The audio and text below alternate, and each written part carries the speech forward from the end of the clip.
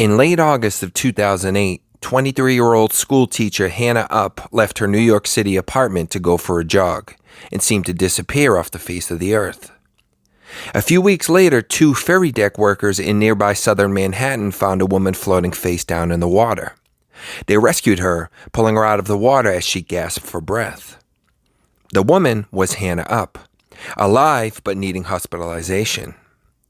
While recovering, Hannah was diagnosed with dissociative fugue, a psychological state that can cause people to lose awareness of their identity and often leads to unexpected travel. As she recalled her foggy memories from the night she went missing, Hannah was grateful to be alive. But as a sufferer of the condition, her problems were only just beginning.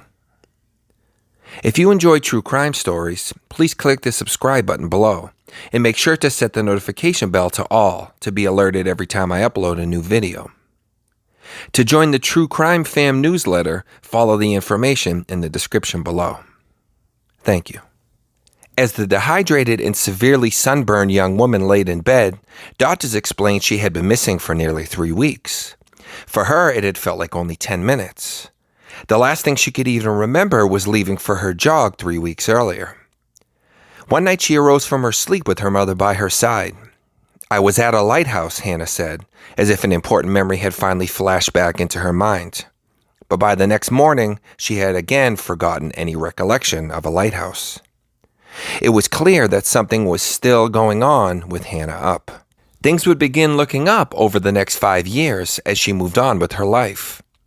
But she struggled to regain her memories as she attempted to figure out the connections between who she was then and who she was now. Are we our past if we can't even remember it? Are we responsible for actions we can't even recall our reasoning for?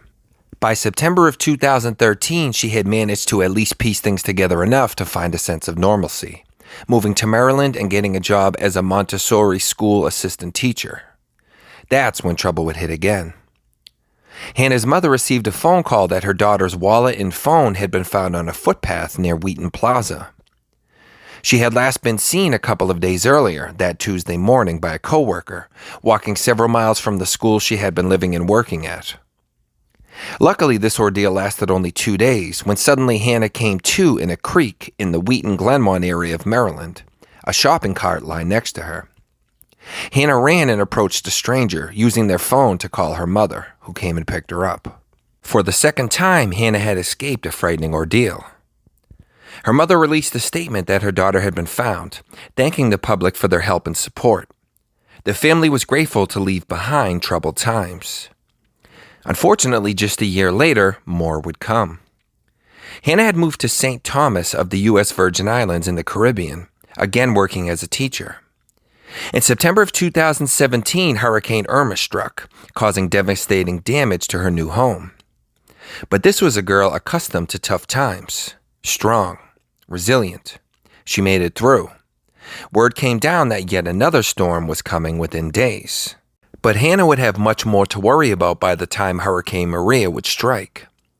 On September 14th, she told her housemates she was going to school and left on her way.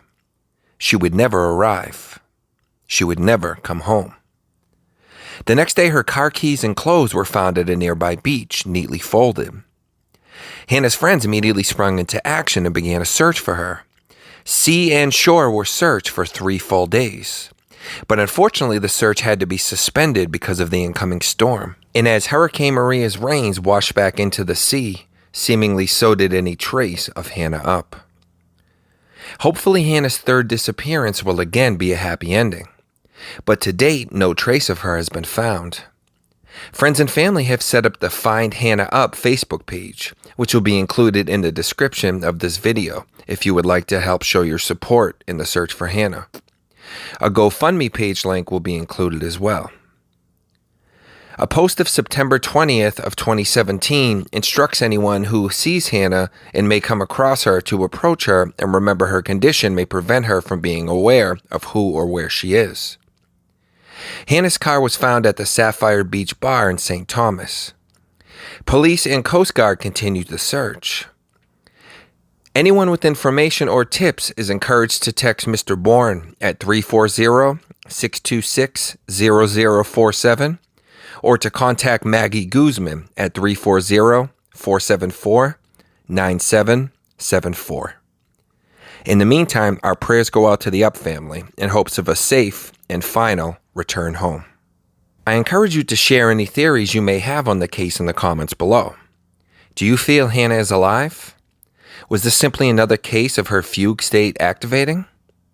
What ideas would you have for searching for her on St. Thomas Island?